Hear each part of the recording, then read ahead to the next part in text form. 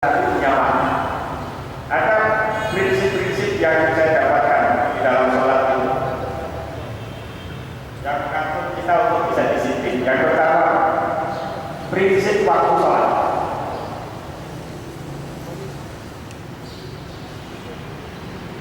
Di situ diatur orang yang paling bagus adalah sholat tepat waktu, dan sholat itu waktunya sudah ditentukan di dalam surat An-Nisa.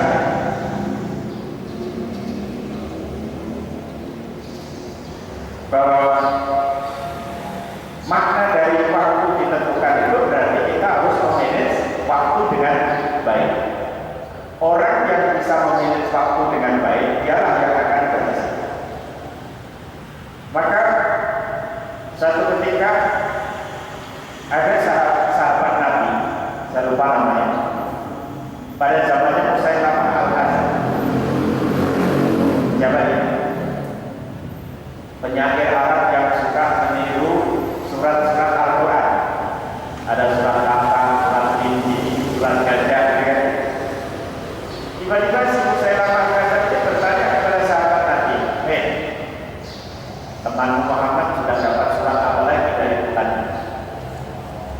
Dijawab oleh sahabat Nabi itu, teman saya Muhammad sudah mendapatkan satu surat yang pendek tetapi maknanya sangat dalam. Cuma 3 ayat tetapi dalamnya luar biasa maknanya. Surat apa itu? Surat Asr. Wal asri innal insana lafi khusr.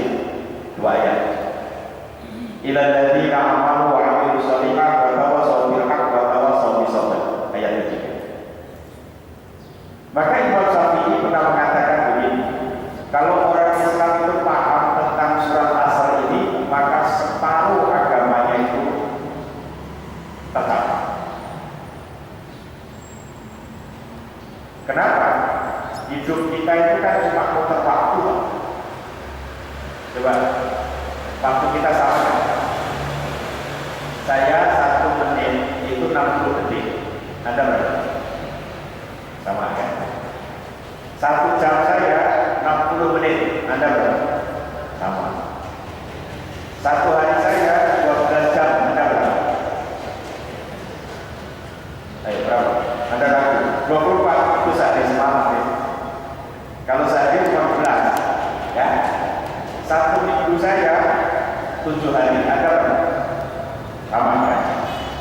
1 tahun saya 7 hari. Anda berapa? Berapa? 7 hari 1 tahun saya. Anda berapa? 360. Coba sebutkan hari ke-8 hari apa? Kita punya hari yang sama, Senin, Selasa, Rabu, Kamis, Jumat, Sabtu, Ahad, apa itu? Cuma 7 ya? Nah, siapa yang bilang 365? Kita itu dibohongi oleh orang barat itu. Cuma 7 hari ya? Iya? Iya. Coba sebutkan dari ke-8 apa namanya? Maisarah gitu. Senin, Selasa, Rabu, Kamis, Jumat, Sabtu, Ahad. Baik. Ya, cuma pelajaran kita dulu. Kalau Anda jawab 7 hari, insya Allah nggak lulus kamu ya. Kalau ujiannya. Tapi cuma 7 itu muter bolak-balik dalam 1 pekan. Dan kita nanti di dalam sholat waktunya sudah ditentukan. Fajar jam berapa ya? 4:30 ya? 4:30. Zuhur 11:40. Itu ubah-ubah akan sampai 12 ya. Karena tergantung dari apa? Ya matahari ya. Matahari. Kemudian nanti asar jam berapa? Itu sudah ditentukan waktunya begini. Dan kita harus urut dalam menjalankan ini. Tidak boleh waktu subuh kita tempatkan di waktu zuhur. Jadi waktu diatur begitu rupa. Itu artinya kita melakukan manajemen waktu yang luar biasa. Dan setiap waktu itu punya karya. Maka kata Allah, wal asri innal insana lafi khusr illa alladziina amanu wa 'amilus shalihat. Saya pinjam gelas. Pinjam gelas ya. Ini gelas ya. Siapa yang bilang pisang goreng? Ini kalau diisi air putih berapa harganya? Gratis. Anda makan minta air 1 gelas begini air putih, bayar. Tapi kalau sudah warna coklat begitu, berapa harganya? 1.000. Kalau ini isinya dari jus, berapa? 7.000, 6.000 kayak. Kalau saya isi apa namanya madu Yaman, udah nggak usah madu Yaman, madu biasa, madu pramuka, berapa satu segini? Bisa 50.000 ya. Terus kalau ini saya isi minyak wangi yang paling wangi kira-kira harganya berapa? 1 gelas. Bisa ratusan ribu, bisa 1 juta. Terus kalau ini saya isi air komberan berapa? Gak ada yang beli, malah dilempar. Apa artinya di sini? Kita punya bungkus waktu yang sama, tapi nilainya berbeda. Karena apa? Isinya. Isi yang harus kita masukkan di dalam bungkus waktu itu apa? Dalam surat Asr itu 4 ya. Iman, amal soleh, berwasiat kebenaran, dan berwasiat dengan sabar. Ya minimal kalau misalnya belum bisa berwasiat, karena seringkali kan kita menganggap bahwa yang berwasiat itu siapa? Ustaz ya, atau orang yang wasiat itu bukan wasiat mau ninggali warisan itu bukan. Jadi mengajak kepada kebaikan, mengajak dengan kesabaran, watawassaw bil haqq watawassaw bis sabr itu seringkali dikonotasikan yang ngajak begitu kan ustaz. Enggak pun bisa. Nah contoh paling sederhana, kita punya HP, ini bisa menjerumuskan kita ke neraka, bisa juga menjerumuskan kita ke surga. Kalau dipakai untuk menawarkan yang online yang baru ramai itu kan. Pada saat ini kita pakai untuk menawarkan hal-hal yang begitu yang online itu, maka kena hadis Rasulullah SAW, barang siapa memberi contoh mengajak kebaikan, dia akan mendapatkan pahala dan pahala dari orang yang mengerjakan setelahnya. Dan barang siapa yang memberi contoh mengajak kejelekan, maka dia akan mendapat dosa dan dosa dari orang yang mengerjakan setelahnya. Sudah iman.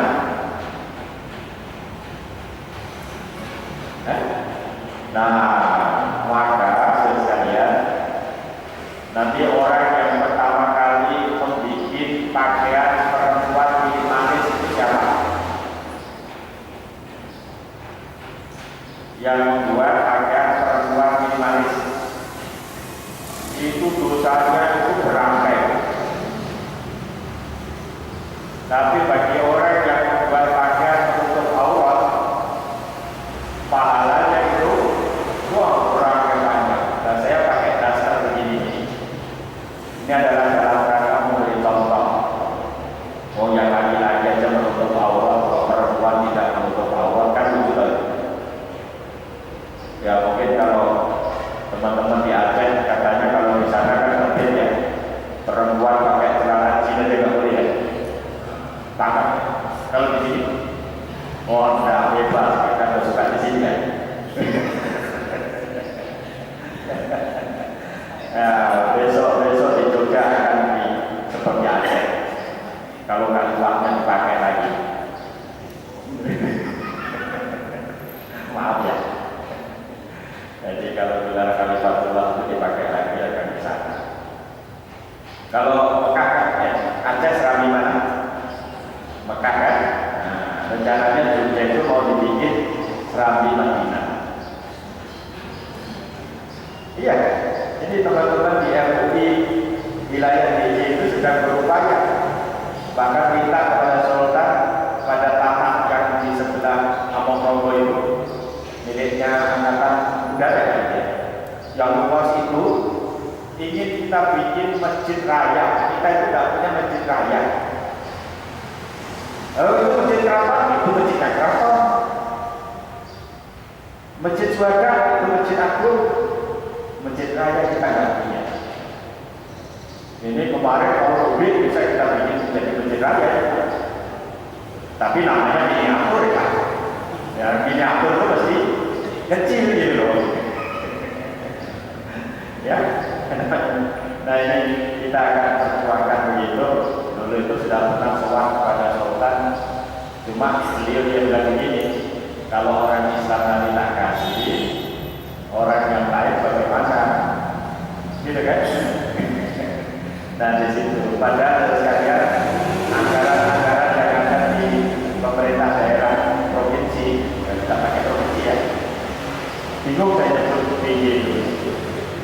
Nanti kalau disebut daerah, daerah itu konotasinya kabupaten kota. Jadi kalau provinsi, undang-undang keistimewaan tidak mengatakan provinsi. Meskipun di kepatian itu tulisan provinsi belum dihapus. Enggak konsisten teman-teman. Saya kemarin habis khotbah di DPR, kalau terlewat jalan kan lama, akhirnya masuk di kepatian. Ternyata masih ada tulisan provinsi daerah istimewa Yogyakarta. Oh, nggak konsisten ini. Melanggar undang-undang itu sebetulnya. Itu bisa dipidanakan. Kok sampai di situ ya? Apa tadi? Ya, jadi waktu amal soleh. Nah di situ amal soleh yang harus kita lakukan dituntut oleh Allah sesuai dengan waktu yang telah ditentukan, utamanya terkait dengan sholat. Ini yang pertama, prinsip waktu. Maka hati-hatilah Anda tentang waktu. Kata Ali bin Abi Thalib, mereka yang tidak bisa menguasai waktu, maka dia akan dipenggal oleh waktu itu, karena waktu seperti pedang. Pedang itu kalau kita tidak bisa menggunakan, maka akan mengenai diri kita sendiri. Adik-adik yang sedang kuliah, Anda kuliah di Jogja, kalau usah lama-lama.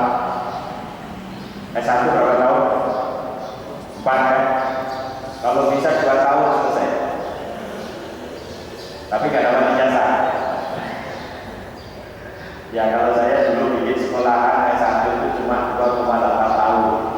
Saya kan punya sekolah sendiri, namanya Sekolah Tinggi Ekonomi Islam itu dulu saya bikin untuk S1 itu cuma 2 tahun 8 bulan selesai S1.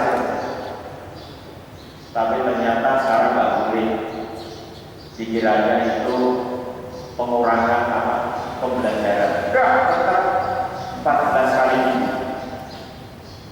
Nah, minggunya 14. Kuliahnya 12 karena ada semester, ada ujian akhir kan gitu kan. Itu kan sudah 1 semester. Liburnya dipendekkan. Ngapain libur panjang-panjang kalau kita kuliah baru 2 bulan? Kalau bisa 10 hari kenapa harus 2 bulan? Kan bisa dicepatkan. Berarti Anda cerdas. Masih usia 22 tahun Anda sudah sarjana. Nanti ngambil S2 2 tahun, 24 master. Ambil S3 3 tahun, 27 doktor. Anda dosen, langsung loncat guru besar. Saya dapat gelar guru besar itu usia 42 tahun. 40 tahun selesai S3. Ngumpulin karya-karya, alhamdulillah banyak karya saya. Jadi nggak sombongin, cuma gaya. Saya nulis buku tentang ekonomi syariah itu baru 40. Dan ini sedang merambat ke dunia entertainment. dan dengan menerbitkan satu album lagu. Pesannya ekonomi syariah. Nah, kalau Anda ingin ada di kopi, nanti saya kasih satu contoh ya. Boleh di kopi, boleh. Nanti saya kasih contoh. Dan sudah dua contohnya. Wan satu, nanti boleh. Ya, gitu. Nanti didengar, suaranya bagus. Kalau nggak didengarkan. Jadi itu karena waktu yang kita miliki untuk kita manfaatkan sebaik-baiknya. Nah, kemudian yang kedua, di dalam sholat itu ada niat. Niat itu gambaran apa? Visi dan niat. Innamal a'malu binniyat. Jadi niat itu adalah visi kita. Visi yang harus kita capai. Pada saat kita berniat itu kita harus menyengaja melakukan sesuatu perbuatan dengan kesadaran penuh yang itu nanti bisa meluruskan perbuatan ini. Tapi saudara sekalian, uniknya kalau kita sholat habis takbiratul ihram, kira-kira pikiran kita kemana? Apa yang Anda rasakan di dalam kolbu Anda pada saat seorang imam membaca habis Al-Fatihah, ghairil maghdubi 'alaihim waladdallin.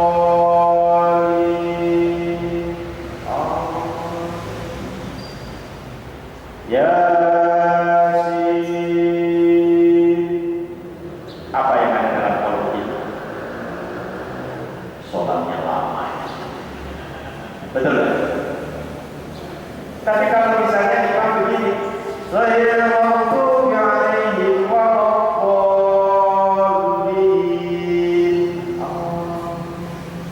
Wadduha wallaili idza saja. Allahu akbar. Apa yang ada pikiran Anda? Ini belum selesai kok sudah Allahu akbar. Padahal boleh nggak? Boleh kok perintahnya begitu. Wadduha wallaili idza saja.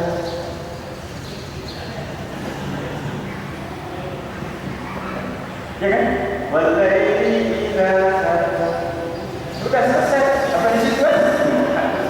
Baru protes kan? Orang yang baru biasanya ketawa. Kira-kira kalau imam begitu, apa komentarnya? Imamnya ini gak apa.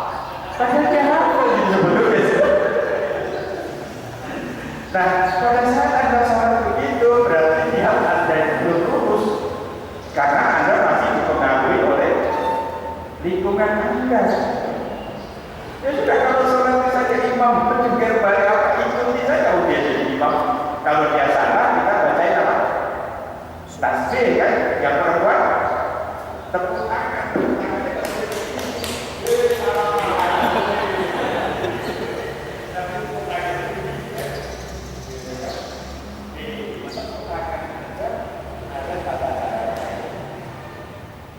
Jadi menurut saya ada Islam itu memang paling sempurna. Coba mau ke tempat yang motor aja ada turunannya, betul? Tempat WC itu, coba kalau ada ke WC itu caranya doa dulu, doanya apa? Bismillahirrahmanirrahim. Oh, mau tidur ya? A'udzubika minal khubuthi wal khaba'ith. Itu kalau mau balik belakang. Nah, itu ada namanya, terus kaki kiri, gitu kan? Mau pakai baju deh, ada nggak namanya? Ada. Mau pakai baju kanan dulu, minum, tangan kanan, duduk, nggak boleh berdiri. Tapi yang terjadi banyak orang-orang di bawah makan sambil berdiri, tangan kiri kanan makan, ya itu banyak kejadian. Nah, itu yang kedua yang ini sebagai landasan moral spiritual satu amal, karena yang amal dan tangannya itu tidak ada nilai, ya. jenis kita. Kemudian takbiratul ihram. Nah, sholat itu kan urutan begitu kan? Ada takbiratul ihram.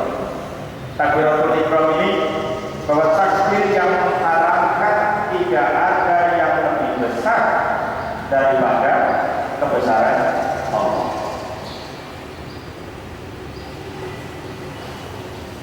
Nah, setelah sholat yang kita anggap besar, harta yang besar, bahkan mau sholat itu harta itu yang lebih, mau tanda tangan kontrak dengan anda kira-kira harus berarti mau tanda tangan kontrak itu saja mau tanda tangan itu ada takbir. Ini biasanya teman-teman perempuan itu, ibu-ibu ini biasanya mau sholat asar itu putar TV. Yang namanya TV jam 3 itu mesti acaranya asik-asik, cek, insert, tulis, silet, betul ya? Bahkan mau sholat nyambi masak air dan kayaknya itu bunyi kalau mau kiri kan ada sudah umum ya. Itu takbiratul ihram. Berdiri, prinsip berdiri itu maknanya apa? Sikap berdiri di dalam sholat itu tidak sembarangan ya.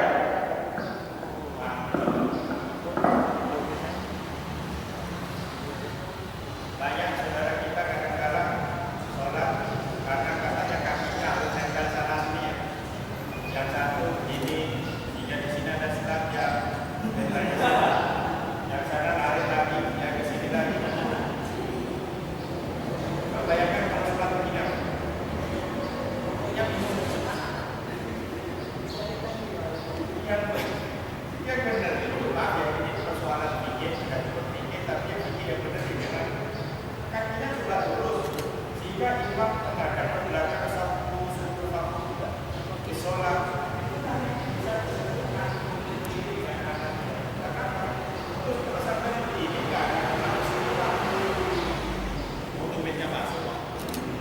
Ya kan? Kenapa bisa bersatu? Bisa. Tapi kalau lurus sudah gerakannya begini. Kalau satu papat, kenapa kita lurus tapi begini aja? Lurus bisa mengatakan yang payah tadi. Kita sholat itu pakai sajadah. Ini yang susah dirapat. Kenapa? Dia merasa bahwa itu taklingnya dia. Yang sana juga merasa untuk taklingnya orang. Kalau saya mepet itu kan sebetulnya kalau dua karpet ini, dua kapling itu bisa 3 orang itu. Tapi isinya berapa? Bisa 5 karena yang 3 setan. Jadi orang, setan, sama setan. Kan begitu kan ini. Coba begitu. Nah, ada semua sholat yang begini. Nanti pas kumpul itu kaki itu tertarik. Rasakan bedanya pada saat kaki ada lurus begini dibanding begini. Yang payah lagi ada sholat Allah.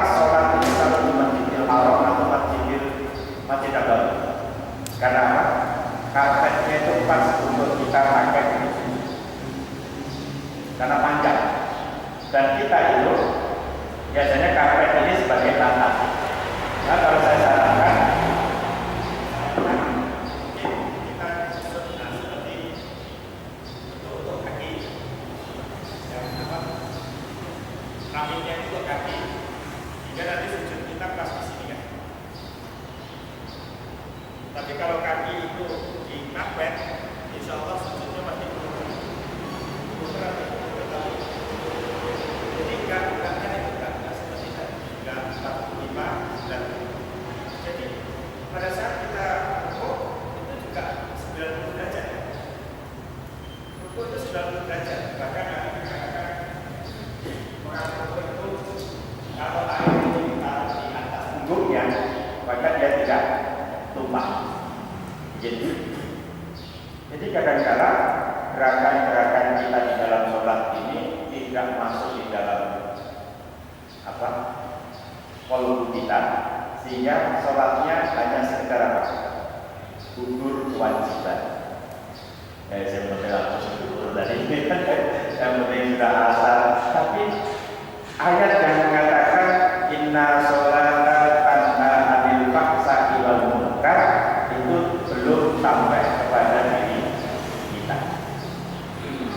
Bahkan orang sholat kemudian berbuat munkar banyak. Habis sholat berbuat munkar banyak. Contohnya numpang sendal. Itu kemungkaran yang paling kecil, kosong. Maka yang begini ini dulu dicermati oleh bapak saya waktu saya mau ke Jogja, bupati begini. Nah, kamu besok ke Jogja boleh pindah agama apapun kecuali Islam. Saya tanya kan, memang kenapa kamu boleh pindah ke Islam? Coba kamu lihat siapa yang mengisi perempatan jalan. Yang kedua, siapa yang dihilangkan sendal setiap Jumat? Alhamdulillah setelah saya masuk Islam bisa khutbah, habis khutbah sendal saya hilang. Kenapa? Khutbah saya memerintahkan begitu, ambil yang baik-baik, tinggalkan yang jelek. Nah, lumayan sendal saya lumayan baik, ambil juga. Tapi ternyata tidak ada ajaran Islam yang mendorong kita untuk miskin. Betul? Mana ada? Enggak ada. Rukun Islam itu ada berapa? 5. Mana yang dalam praktek tanpa harta? Kan syahadat, sholat, puasa, zakat, haji kan? Mana yang dalam praktek tanpa harta? Ada kan? Ada kan? Nggak ada. Seringkali bilang syahadat, waktu saya bersyahadat pakai ngetren dari itu. Waktu pengislaman 2014 yang lalu saya mengislamkan saudara perempuan saya, trennya sudah naik 6.000. Sholat ada hubungan nggak? Ada. Menutup aurat, puasa ada. Kalau puasa tambah poros, berapa kali kalau puasa? Kalau puasa makan? Oh, nggak yakin dari 5 kali malah. Sirine bunyi makan, habis maghrib makan, habis tarawih makan, habis tadarus makan, terus setengah 4 makan, 5 kali. Terus zakat, kalau nggak punya harta nggak bisa zakat. Terus haji, nggak punya harta nggak bisa haji. Mau haji untuk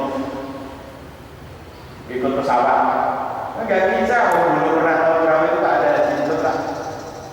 Tahun 85 yang orang Jawa Timur langsung masuk pesawat, padahal isi seatnya itu kan penuh, dia nggak kebagian, padahal sudah ditutup. Kalau pintu pesawat sudah ditutup itu kan nggak mungkin dibuka lagi, akhirnya ditaruh di paling belakang sampai diterbangkan ke Jeddah, tapi nggak boleh turun karena dikembalikan lagi ke Indonesia. Jadi cita-citanya itu pengen haji, tetapi nggak punya uang, nggak bisa daftar, sudah langsung masuk ke pesawat. Maka kan itu tahun 85 itu orang Jawa Timur. Kalau kemarin yang dari mana itu, yang naik apa? Roda ini ya, gimana itu? Mana? Nah, itu bukan haji ya, mau ketemu Jokowi ya, kan? Jadi itu takbiratul ihram berdiri itikaf itu punya maknanya apa?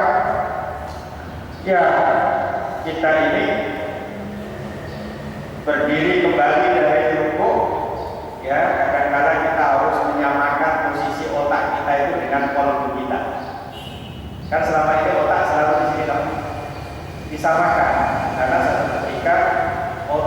pikiran kita itu harus dikendalikan oleh kolbu. Nanti pas sujud, dia satu ketika harus di bawah, gitu. Enggak selamanya di atas kepala. Nah, sampai kepada Al-Fatihah. Al-Fatihah itu prinsipnya apa? Kita mewujudkan diri, mohon kepada Allah, harapan untuk mendorong diri kita. Ada doa yang harus kita sampaikan kepada dia. Maka doa yang paling afdol itu kan baca Fatihah. Nah, di situ. Kemudian tumakninah. Tumakninah itu apa? Kita tenang di dalam sholat. Tenang ini maksudnya apa? Kita berhenti sejenak, memposisikan organ-organ tulang-tulang kita itu pada posisi yang benar.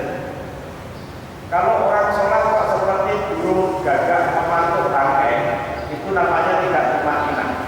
Gimana? Burung gagak mematuk bangkai. Ini kan? Wah, saya itu paling pusing kalau jadi makmum imamnya begitu. Bismillah baru selesai sudah rukuk. Sudah ya rukuk. Kemudian bacaan tasbih belum selesai sudah tidak. Begitu. Tumakninah itu adalah posisi di mana sendi-sendi itu berada pada posisinya. Itu tenang. Nah, di dalam kehidupan kita, bahwa sholat ini mengajak kepada kita untuk tenang di dalam menghadapi persoalan. Gitu. Nah, seringkali kita kalau menghadapi persoalan itu selalu cepat bereaksi. Ini orang yang belum tumakninah. Maka dalam filsafat kehidupan saya itu belajar memahami persoalan, bukan bereaksi terhadap persoalan. Dalam belajar memahami maksudnya gitu. Kalau kita punya anak kecil nangis, itu jangan langsung dicekal. Karena kalau dicekal itu artinya apa? Kita langsung bereaksi, malah nangis. Tapi kita harus pahami kenapa anak ini menangis. Oh, mungkin kurang tidurnya, mungkin minta ini, mungkin lapar kan gitu kan. Baru kita memberikan solusi gitu. Nah, ini prinsip yang kedua. Prinsip ke-8, doa iftitah. Doa iftitah itu isinya cuma doa. Duduk di antara dua sujud. Betul ya? Nah, sujud itu bahwa kita menempatkan kolbu kita berada di atas, sama juga. Duduk di antara sujud. Doa iftitah itu kita pasang betul ya. Inna sholati wa nusuki wa mahyaya wa mamati lillahi rabbil alamin. Kalau itu kita itu semata-mata Allah yang menentukan. Kita hanya bisa menjalani aja, gitu kan? Kemudian nanti duduk di antara dua sujud ini juga mohon, ya, Rabbi firli warhamni. Beda-beda di kadang-kadang tergantung pikirnya gitu. Karena ada Rabbi firli warhamni wa jiburi wa fa'ni wa jibri wa tihi wa amin wa fa'ni, gitu kan? Ada yang begitu, ada yang lain lagi. Ya, yang penting mereka punya dasar. Sampai misalnya tahiyat nanti begini. Dan berdiri tadi harus fokus ya. Fokusnya kemana? Tempat sujud. Pada saat kita duduk begini, fokus kita kemana? Dudingan ini. Persoalan tadi misalnya duduk-duduknya ada yang goyang-goyang begini, ada yang begini-begini, ya, itu urusan mereka. Karena nanti memang membolehkan memang bergerak, ya. Tapi geraknya banyak versi. Ada yang begini-begini, ada yang begini-begini. Ya jelas nggak begini-begini. Nah, kalau sampai itu persoalan begini-begini, kasihan yang nggak punya begini. Karena keputusan percok bukan apa-apa, keputusan itu semua kan begini kan. Nah, tinggal jadi sedikit sedot lagi, bukan gitu kan.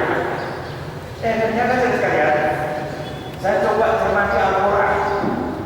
Kenapa peristiwa Isra Mi'raj itu hanya satu ayat di dalam surat Al-Isra?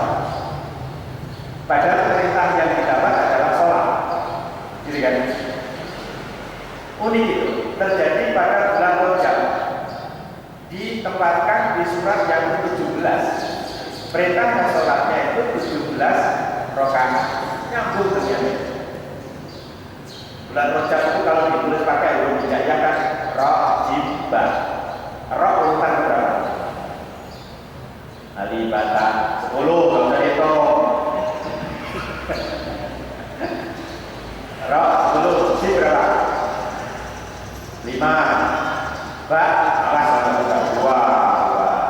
2 tambah 5 tambah 10 berapa? 17. Pada saat sampai sholat itu begini, itu ternyata diabadikan di dalam surat An-Najm. Itu cerita lanjutan Isra Mi'raj karena Nabi sampai di Sidratul Muntaha, kemudian ditunjukkan bintang-bintang An-Najm. Pada saat sampai Nudin itu angka ke-53. Ini 5. Ini 3. Silakan buka surat An-Najm mesti urutan ke-53. Begini. Nudinnya begini. Enggak boleh nuding kalau begini. Ada itu orang sholat ya Pak. Ditutupnya itu nudingnya enggak begini.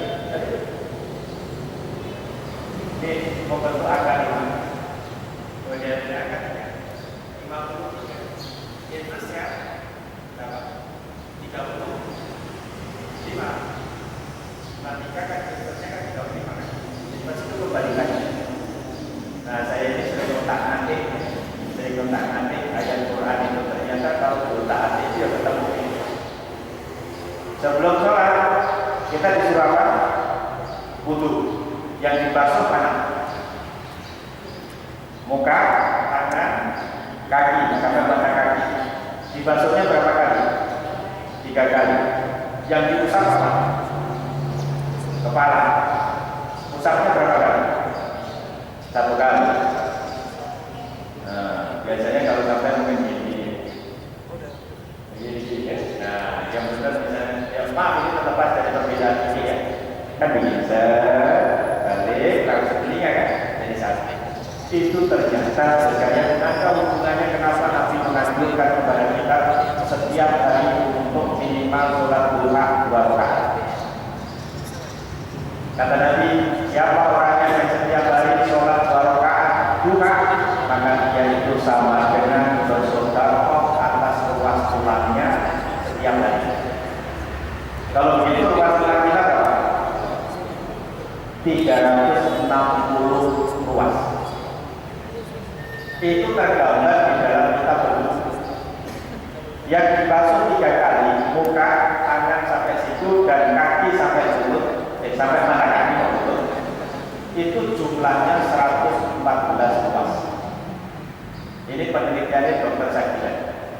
Tahu Dr. Sakiran yang punya rumah sakit Nur Hidayah kami bedah ulang. Yang dibasuh 1 kali itu 18. Kalau Anda hubungkan diri Anda dengan Quran, nyambung kan? Nyambung. 114 itu apanya Quran? Surat. 18 apanya Quran? Setiap halaman.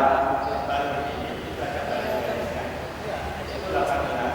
Ada 18 tambah 18 ini berapa? 36. Maka Nabi mengatakan di dalam Al-Quran itu ada jantung Al-Quran. Surat apa? Yasin. Saya tanya, kalau Anda baca Yasin hari apa? Malam Jumat itu sudah masuk Jumat. Kenapa malam Jumat? Karena nenek kita begitu kan? Oh, beramal mengikuti neneknya. Jangan-jangan neneknya keliru. Ternyata saudara sekalian itu nyambung dengan jumlah ayat di dalam Al-Quran. Jumlah ayat dalam Al-Quran itu 6.236. Guru Anda mengatakan 6.666. Itu kalau 6.236 tak pecah jadi 2. 36 posisi surat Yasin, 62 posisi surat Jum'ah. Maka baca Yasin dari Jum'ah. Oh sendirian gitu. Dan cari-cari benar. Inilah uniknya yang pertama kali saya masuk Islam itu gara-gara membaca Quran kembali. Setelah kembali baca Quran itu jadi senang, mulai Al-Quran itu tak sambung-sambungkan untuk meyakinkan diri saya, oh Al-Quran ini bukan kitab sembarangan. Maksudnya begitu. Itu untuk diri saya pribadi sebetulnya. Saya perlu saya ceritakan, saya di ekonomi juga begitu. Waktu memiliki tesis tentang akuntansi, itu ternyata ada di dalam Al-Quran surat Al-Baqarah 282. Ada dari ekonomi? Ada ya? Ada ekonomi? Saya cuma ingin tahu pernah diajari neraka kan? Neraka itu kan begini, saya gariskan kan? Di sini aktifah, di sini pasifah. Jumlahnya sama kan? Sama. 2, 8, 2. Sama. Kenapa itu di surat Al-Baqarah kok tidak di surat An-Nisa? Al-Baqarah itu sapi. Sapi itu kalau dalam konteks ekonomi, komoditas ekonomi yang perlu dihitung untuk apa? Hitung zakatnya. Ya kan? Orang Eropa dulu kalau mengukur kekayaan itu dari banyaknya kepala sapi, bukan ekor sapi. Kalau orang Indonesia ekornya. Berapa punya sapi? Berapa ekor? Kalau orang Eropa berapa kepala sapinya?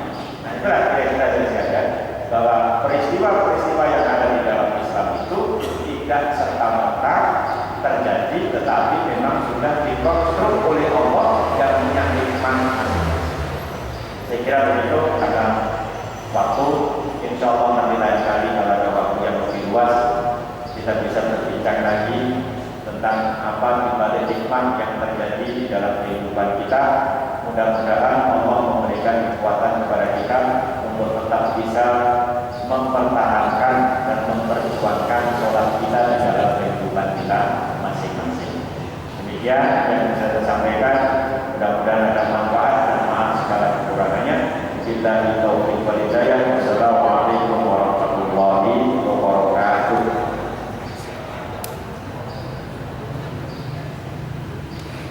Waalaikumsalam warahmatullahi wabarakatuh. Terima kasih kepada Bapak Profesor Dr. Muhammad Nawawi yang banyak hikmah dari sholat yang selama ini telah kita ketahui sama-sama. Yang penting dalam peristiwa Islam era ini, jangan hanya kita melihat ke belakang, tapi juga kita melihat ke depan, yang mana dalam peristiwa Islam Rasulullah Muhammad berjumpa di langit dengan orang-orang yang nantinya akan diazab di neraka, dan juga sholat harus mampu membuat kita mengaktualisasikan nilai sholat dalam kehidupan kita sehari-hari. Ada hadis mengatakan inna sholata tanha 'anil fahsya'i wal munkar. Namun setelah kita sholat, kita masih melakukan perbuatan-perbuatan munkar. Jadi sholat kita belum mampu membakar kita untuk mencegah dari perbuatan munkar. Namun bagaimana dengan memahami peristiwa Islam ini kita mampu mengaktualisasikan nilai sholat dalam kehidupan sehari-hari. Oke, selanjutnya sebelum kita masuk ke tujuan, ada baiknya kita salawat dulu, kita sampaikan dulu salawat kita kepada Rasulullah SAW yang telah mengenalkan kita, yang telah mengambil sholat di Salatul Muntaha. Jadi langsung saja setelah ini kepada tunggu para ulama untuk mengikuti salawat.